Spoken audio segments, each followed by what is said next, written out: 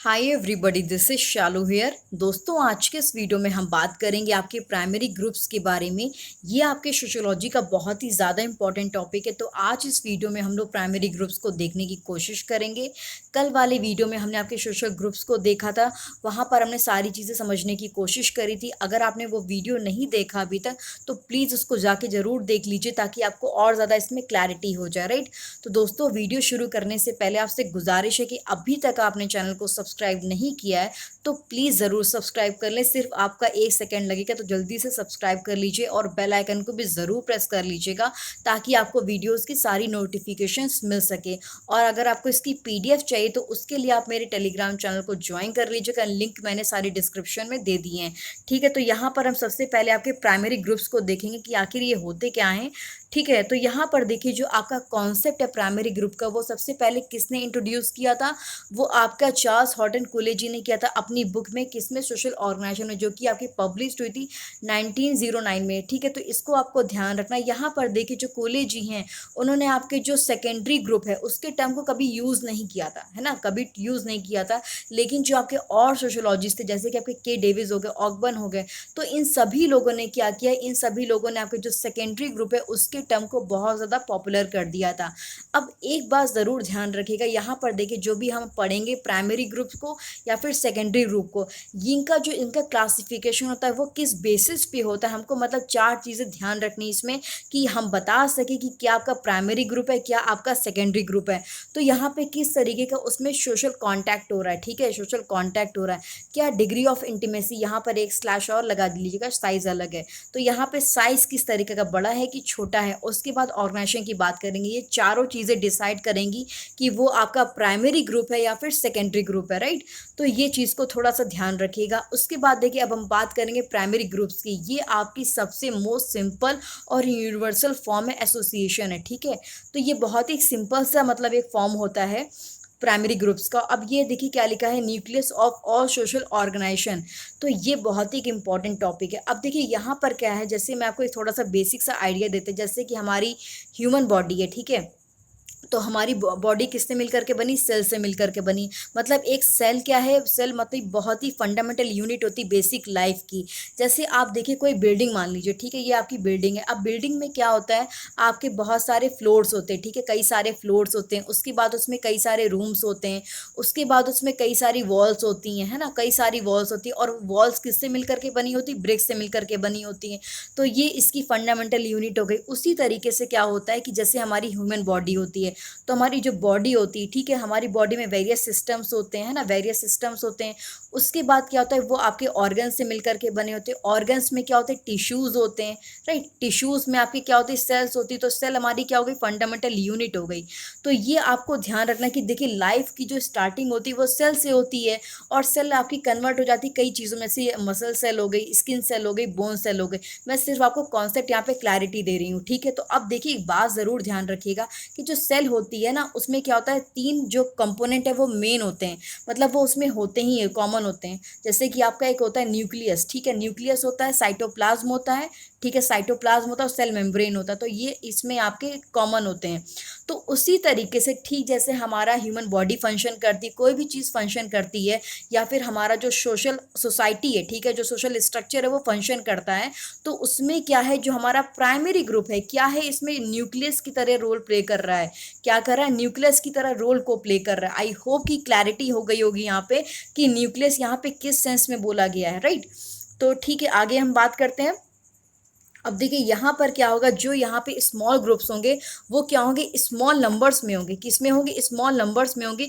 इनके बीच में क्या होगा? बहुत ज़्यादा डायरेक्ट कांटेक्ट हो रहा होगा एक दूसरे के साथ। जैसे आपके face to face for mutual help, जैसे कि आप मतलब कि क्या कर रहे हैं, आप स्कूल जा रहे हैं तो आपका एक ग्रुप बना हुआ है जहाँ पे आप अपने दोस्तों के साथ उठते बैठते हैं। डेली बेसिस पे आप स्कूल जा रहे हो, सिर्फ आपको एक दिन की छुट्टी मिलती है। आप कुछ भी, आपको अपनी बातें शेयर करनी होती, कुछ भी गेम खेलना होता, तो बहुत ज़्यादा उसमें इंटरेक्शन इंटरेक्शन हो रहा है ना, बहुत ही स्मॉल ग्रुप है लेकिन उसमें इंटरेक्शन हो रहा है। आप जैसे एग्जाम्स होते हैं तो अब बच्चे एक दूसरे की मदद करते हैं ना, इसमें कंपेनियनशिप आ गई, डिस्कशन होते सेम क्वेश्चन। तो ये सारी चीज़ें किसकी आपकी कैरेक्टरिस्टिक्स हैं, आपके प्राइमरी ग्रुप्स के हैं। जैसे फॉर एग्जांपल यहाँ पे मैंने दे रखे हैं family, tribe, clan, play groups हो गए, गॉसिप ग्रुप्स हो गए, किनशिप ग्रुप्स हो गए, या फिर कम्युनिटी ग्रुप्स हो गए, राइट। उसके बाद हम बात करें कैरेक्टरिस्टिक्स इसके क्या होते हैं। अब देखिए यहाँ पर क्या है, क्लोजनेस और फिजिकल प्रॉक्सिमिटी। यहाँ पे सबसे पहली बात है फेस टू फेस रिलेशंस हो रहे हैं। अब फेस टू फेस रिलेशंस में देखिए आप कई लोग के साथ आप बातचीत करते हो, फेस टू फेस बात करते हो, रिलेशंस में आते हो। जैसे देखिए आप अगर बाल कटवाने जा रहे हैं, नाई के पास जा रहे हैं, तो उनके साथ आपके कुछ रिलेशंस बनेंगे, है ना। आप भैया जी को कपड़े धुलने के लिए देने जा रहे हो लॉन्ड्री मैन के पास, तो यहाँ पे देखिए इनके साथ आपके जो कनेक्शंस बनेंगे ना, वो आपके मतलब उसमें कोई इमोशनल अटैचमेंट नहीं होगा, बस खाली आप उनको जानते हो, है ना, उसमें कोई इमोशनल अटैचमेंट नहीं है। लेकिन जो आपके क्लोज फ्रेंड्स होंगे उनके साथ आपके थोड़े से अटैचमेंट इमोशनल्स हैं, तो इसको हम लोग किस कैटेगरी में डालेंगे, क्लोज फ्रेंड्स को आपके प्राइमरी ग्रुप्स की कैटेगरी में डालेंगे, ना कि बार्बर और लॉन्ड्री मैन को आपके प्राइमरी ग्रुप की कैटेगरी में डालेंगे। उसके बाद दूसरी इसकी क्वालिटी क्या होती है कि बहुत ही इसमें स्मॉलनेस होते हैं, यानी कि स्मॉल होते हैं साइज में, मतलब काफ़ी बड़े नहीं होते, स्मॉल होते हैं, मतलब कि दो होंगे या फिर दो से कुछ ज़्यादा होंगे, उससे ज़्यादा नहीं होगा, है ना। उसके बाद ड्यूरेबिलिटी, मतलब क्या होता है, ये बहुत ज़्यादा फ्रीक्वेंटली मिल रहे हैं, काफ़ी ज़्यादा क्लोज हैं एक दूसरे के साथ, है ना। आप डेली बेसिस पे, मैंने जैसे स्कूल वाला एग्जाम्पल दिया, आप किसी भी ग्रुप में ज्वाइन करते हो तो यहाँ पे क्या आप बहुत ज़्यादा फ्रीक्वेंटली मिल रहे हो, या फिर हफ्ते मिल रहे हो, या फिर हफ्ते में 4-5 दिन मिल रहे हो, तो इस तरह से आप बहुत ज़्यादा क्लोजली एसोसिएटेड हो, अपने इमोशंस को शेयर कर रहे हो, अपनी जो फीलिंग्स है उसको शेयर कर रहे हो, तो इस तरह की चीज़ें ध्यान रखनी है।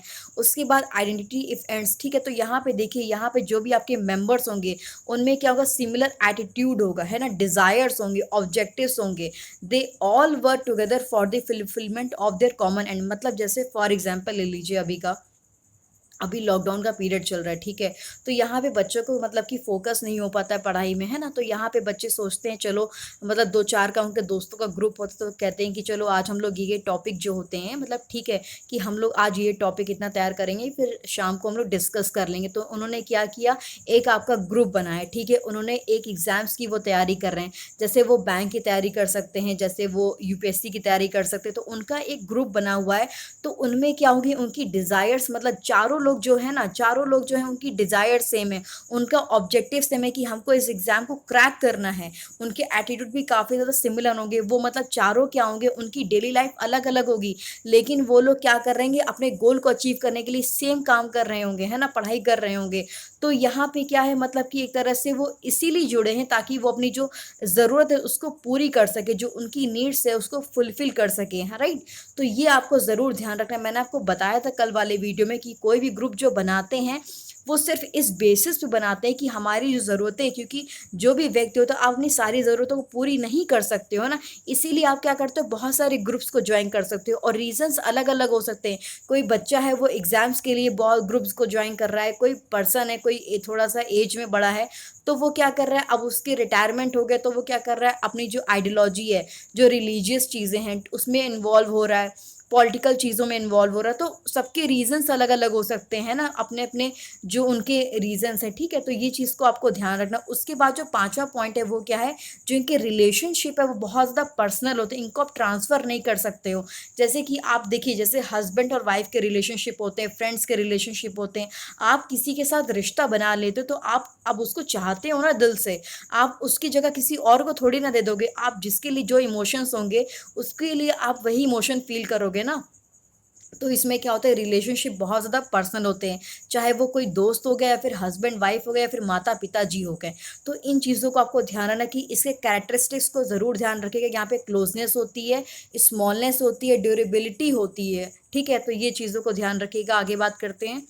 उसके बाद यहाँ पे देखिए जो इम्पोर्टेंस है वो यहाँ पे क्या हो जाएगी, इम्पोर्टेंस यहाँ पे जो प्राइमरी ग्रुप की यहाँ पे ये कि जो प्राइमरी ग्रुप है वो बहुत ज़्यादा एक कमांडिंग रोल है, ठीक है, in the development of human personality में। जैसे देखिए यहाँ पर क्या कह रहे हैं कि ये जो मतलब कि एक तरह से जो प्राइमरी ग्रुप है बहुत ज़्यादा एक कमांड करती है आपकी एक ह्यूमन पर्सनालिटी में। फॉर एग्जाम्पल क्या हो गया, फैमिली सबसे बेहतर एग्जाम्पल है फैमिली का। यहाँ पे देखिए जो आपकी फैमिली है, जैसे ही बच्चा जो पैदा होता है उसके जन्म से ही उसकी फैमिली में जो उसके माता पिता हैं उसको सारी चीज़ें सिखाते हैं, ठीक है। किस तरह से आपको एक जो फंडामेंटल हैबिट्स हो गए, किस तरह से अपने आपकी बॉडी का केयर करना है, किस तरह से छोटे बड़े लोग की रिस्पेक्ट करनी है, क्या सही है क्या गलत है, किसको मतलब कि सिंपैथी वो सिखाते, लव अफेक्शन, ये सारी चीज़ें कौन सिखाते हैं, आपके पेरेंट्स सिखाते, ठीक है। यहाँ पे जो फैमिली एजुकेशन है बहुत ही एक इम्पॉर्टेंट रोल प्ले करती आपके डेवलपमेंट में और सक्सेस में। यानी कि आपके जो माता पिता होते हैं उनको बहुत कुछ मतलब कि अपने बच्चे के लिए वो क्या चाहते हैं, वो हर चीज़ बेहतर चाहते हैं। वो आपको एक क्वालिटी एजुकेशन प्रोवाइड कराएंगे, वो आपको स्पिरिचुअल और मॉरल चीज़ें बताएं कि क्या सही है क्या नहीं सही है ना। ये सारी चीज़ें बताएं, कितनी आपके अंदर सिंपैथी, कितना आपके अंदर टॉलरेंस है, कि अगर कोई मतलब कि कोई तकलीफ में आप रोड से क्रॉस कर रहे हो, कोई बच्चा अगर कोई जानवर तकलीफ में, तो आप उसके लिए सिंपैथी आपके मन में आ रही कि नहीं आ रही। ये सारी चीज़ें आप कहाँ से सीखते हो, ये सारी चीज़ें आप घर से सीखते हो। अब देखिए जैसे बहुत सारे घरों में क्या होता है कि फैमिलीज में क्या होता है कि उनके जो पेरेंट्स होते हैं उनकी बनती नहीं आपस में, तो वो क्या करते हैं कि मारपीट करते हैं, मतलब या फिर एक दूसरे को मतलब कि अब्यूज़ करते हैं एक तरह से, तो वो बच्चे के सामने ही लड़ना शुरू कर देते हैं ना। तो इसका जो बच्चे पर लॉन्ग टर्म असर है वो बहुत ही ख़राब होता है, तो उसको बाद में चल के लॉन्ग टर्म में प्रॉब्लम हो जाएगी। तो इसीलिए कहा जाता है कभी बच्चों के सामने लड़ाई नहीं लड़नी चाहिए। तो यहाँ पे जो फैमिली बहुत ज़्यादा आपके एक तरह से डेवलपमेंट में बहुत ज़्यादा रोल प्ले करती है।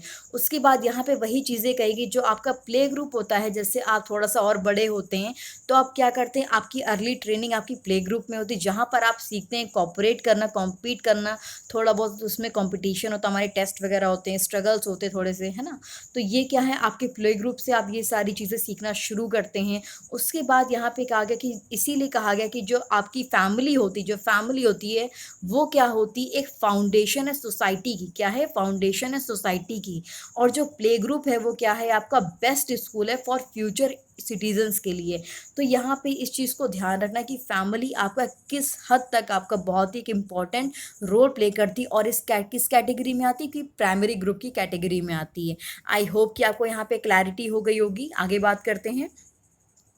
अब देखिए अगर सोसाइटल पॉइंट ऑफ व्यू से देखें तो यहाँ पे जो प्राइमरी ग्रुप है वो एक तरह से एजेंसी ऑफ सोशल कंट्रोल है। ये आपकी कंट्रोल करते हैं बिहेवियर को और रेगुलेट करते हैं आपके रिलेशंस को। किस तरह से करते हैं, अब देखिए जैसे आपके पेरेंट्स अगर बहुत ज़्यादा स्ट्रिक्ट हैं, ठीक है, बहुत ज़्यादा स्ट्रिक्ट है, तो वो आपके हर बिहेवियर को कंट्रोल करेंगे कि तुम इस टाइम पे उठो, सुबह उठ के बैठ जाओ, है ना, सारी चीज़ें प्रॉपर तरीके से करो, डिसिप्लिन से करो, है ना। तो यहाँ पे आपको ध्यान देना है कि बहुत ज़्यादा कंट्रोल होता है। अब अगर आप धीरे-धीरे करके बड़े हो गए हो, मतलब कि बड़े हो गए हो और आपको सारी चीज़ें समझ में आ रही हैं, तो अब एक दूसरा एक सोसाइटी का एक पॉइंट ऑफ व्यू और भी है। जैसे आप देखिए, जैसे आप शादी करना चाहते हो, ऐसे 2 बंदे हैं, ठीक है, एक लड़का और एक लड़की है, वो एक-दूसरे से प्यार करते हैं, लेकिन क्या हो गया कि जो लड़का है वो आपके ब्राह्मण कास्ट का है, ठीक है, ब्राह्मण कास्ट का है, और लड़की जो है वो आपकी थोड़ी-सी लोअर कास्ट की है। तो यहाँ पे क्या हुआ, ये आपके मतलब कि अब आज की सोसाइटी में क्या होता है कि लोग इतना कास्ट वगैरह को नहीं मानते, जो आज की जनरेशन है।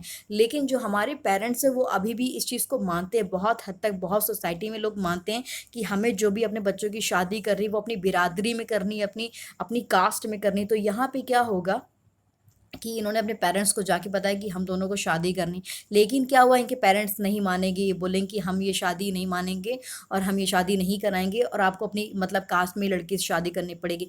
तो आप यहाँ पे देख रहे हो ना, यहाँ पे किस तरीके से किस हद तक यहाँ पे सोशल कंट्रोल हो रहा है।